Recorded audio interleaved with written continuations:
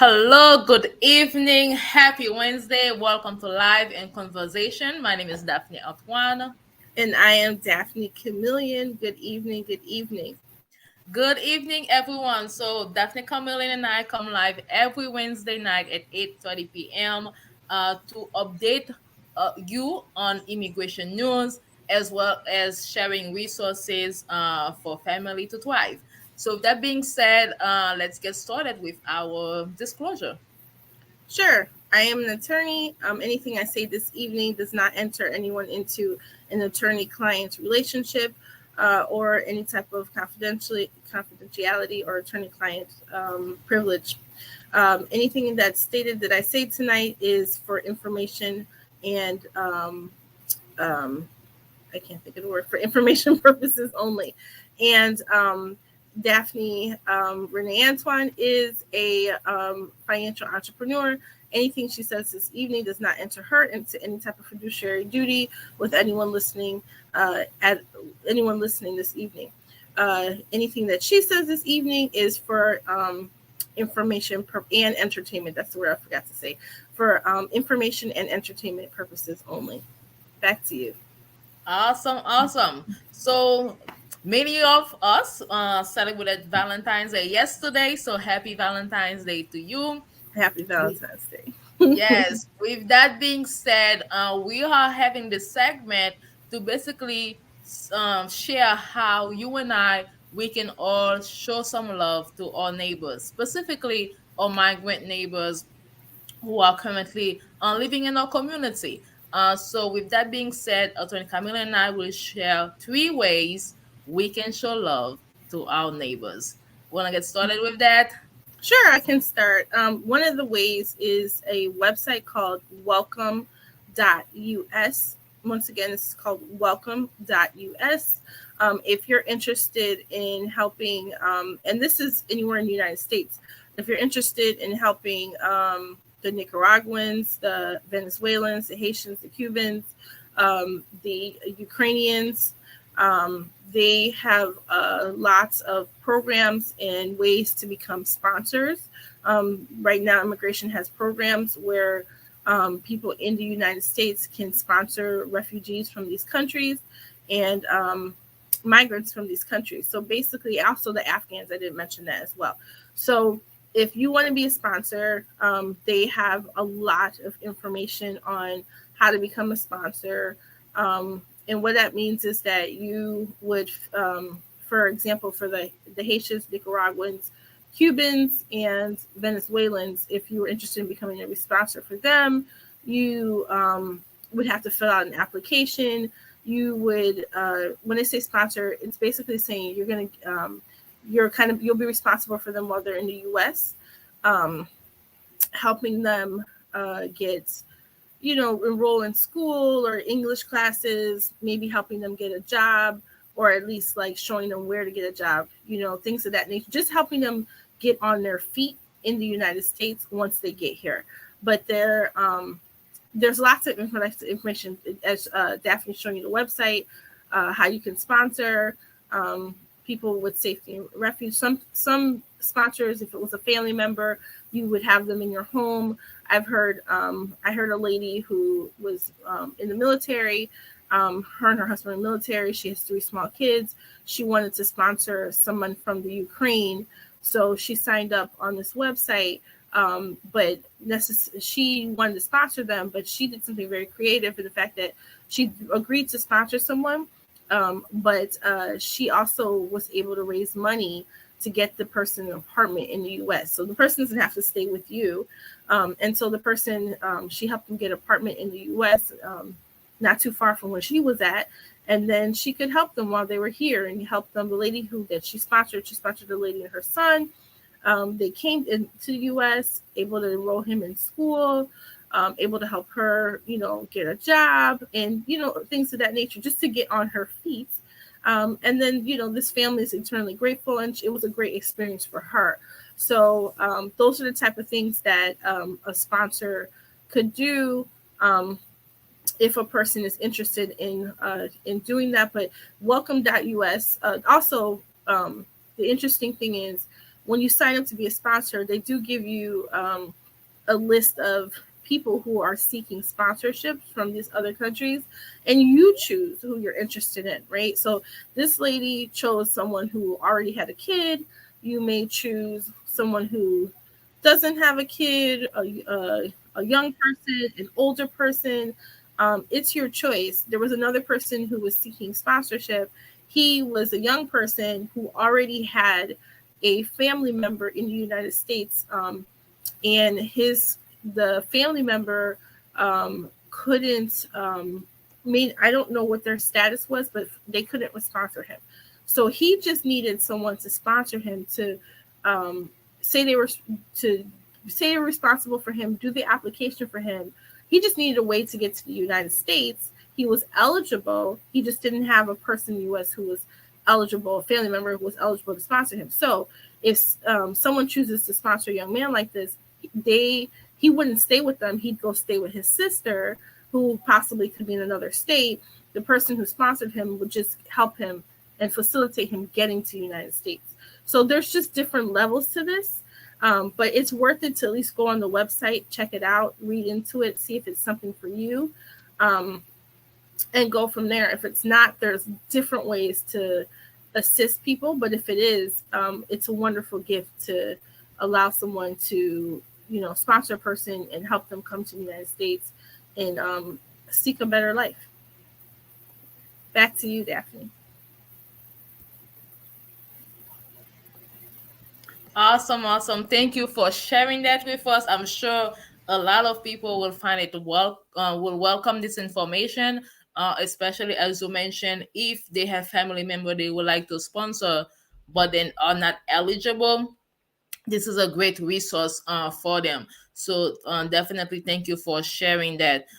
So our second resource on this afternoon is it's an organization that's called Young Center for Immigrant Children's Rights. And then so basically it's an organization that help unaccompanied minor navigate with the immigration system. So let me share it with you all right now. Share screen. So as you all can see, the website is the youngcenter.org. It's youngcenter.org. And if you navigate through the website, you're going to see exactly who they are and what they do. But most likely, the way you can assist is by being an advocate. And then so right now, in the volunteer application, they are looking for people who basically want to make a difference in the life of unaccompanied children, immigrant child. So you can volunteer to serve as a child advocate. So they're actually in many states. So Chicago, Houston, San Antonio, Harlingen, Phoenix, Los Angeles, New York, or Washington, D.C. So all you're going to do is basically uh, complete this application. It basically says a child advocate is an adult who volunteers to spend time with and advocate on behalf of an individual unaccompanied immigrant child while he or she is subject to deportation proceedings. So basically, you're just there helping them process this information. And then especially if you speak a different language, or if you are from the same country that this child is from, then it's a good feeling to have someone who can help you in this trying process. And I'm sure it can be challenging, it could be stressful, but then to have someone who's there to help you along the way, I feel like a lot of children will welcome that. And then so to be an advocate, you must be at least 21 years old. And then just saying they need bilingual volunteers who speak Spanish. Nonetheless, if you speak French, Romanian, Portuguese, Fulani, Lingala, Haitian Creole, and any other languages, they welcome you to apply to be a volunteer. And then so basically you can go ahead and email volunteer at theyoungcenter.org, and they will, keep you informed on when they have the training, and in the process that you have to go through. So here it shows the requirements. Obviously, you can go to the website and then read that yourself. And obviously you it's a program that helps children, so definitely a background check is required, as well as medical screening for tuberculosis. And then, so if you are interested of being an advocate and you want to help children who need someone to be there for them in this trial time, go ahead and contact them. Again, the website is volunteer at the youngcenter.org. Okay, so here they have different information how you can help end family separation and support immigrant children. So they have a few different ways. Maybe you cannot commit, because it is a commitment. It is a weekly commitment to interact with the child, to help him or her with whatever assistance he or she may need. However, if you cannot commit to that, those are different ways you can also help. Definitely educate yourself about family separation. A few webinars here, different question answer here. Contact your elected officials, so definitely advocate, with the different elected official in your community. And then last but not least, how we mentioned, volunteer. And also, with any non-for-profit, any donation that you can give is highly welcome. And last but not least, share the information. So maybe you cannot commit to it, or maybe you don't feel like you don't think you speak any language, not any language, you do not speak one of the languages that they are requesting, but maybe you do know someone who speak those language. You can share this information with them. So this is the second way that you can help families, you can help children who are separated from their families. And last but not least, we have a Facebook group in the Rogers Park community, West Ridge Rogers Park community in Chicago. But I'm sure, maybe in your area, look up in your area, maybe any community groups, any welcome groups, that in your community that you can volunteer with. So Daphnée Camilien and I will share about the refugee group in West Ridge, in Rogers Park, in Chicago. But then again, look up on Facebook different places in your community, as well as maybe there's none in your community. It's a great idea to start one. So, and then I think Welcome.us also have resources for family, not just who want to sponsor individual, but who want to help at the local level. Would you say? I think I remember seeing something like that, Daphne. Yeah, they have lots of information. Yes. Or they Okay. should just go to welcome.us and see how there's kits, there's what you Yes. guys do, there's all of that. Yes. Yes. So, addition to being a sponsor, you can always um, find other ways that you can help at the local level. So, with that being said, I am going to share my screen to the refugee community group. Again, it's in West Ridge, Rogers Park area. However, they help people throughout the Chicagoland area, as well as the neighboring suburbs. And so all you will do is go to Facebook.com, look up Refugee Community Connection, and then you're just going to join the group. And then when you join the group, obviously you have a few questions to answer, but not no big deal. And then you can just keep going back to the group and see what are people requesting. So through that group, you can do one of two things. You can list different stuff that you have that you would like to donate to migrant families, and or you can be maybe a connector. So basically, some people who have something to donate but they do not have transportation to go ahead and take it to the family, then you can be the go between from the person donating to the migrant family. So with that being said, does as you can see, there's a lot of requests being made, and when we put our hands together, we can do so much more to help families. Because at the end of the day, if we were in their place, we would want someone to show some love to us. Again, it's Refugee Community Connection,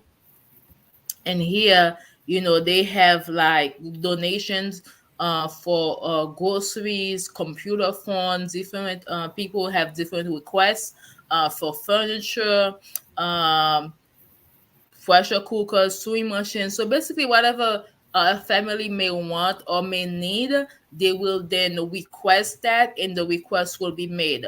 So requests can be made for family members, or individual who already have something they want to donate can just post it.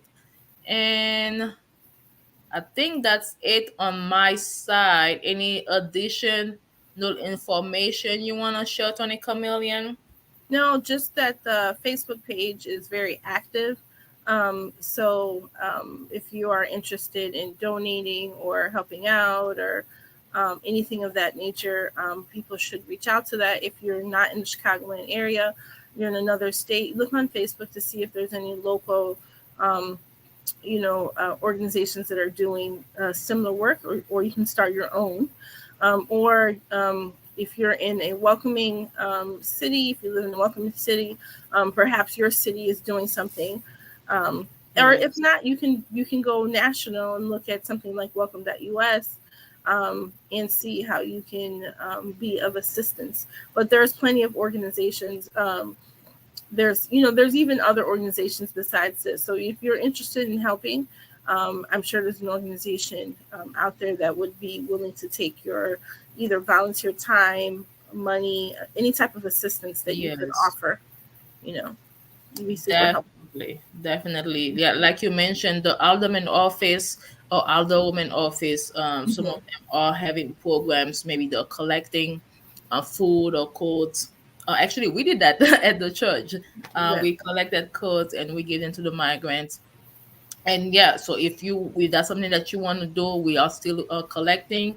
And then so as we connect with people who need them, and we will donate them.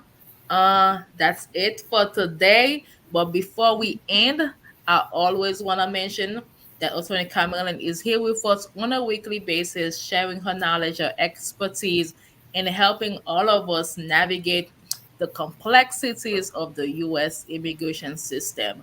So, with that being said, if you or someone you know may be in need of her services, you can reach out at 847-410-9022.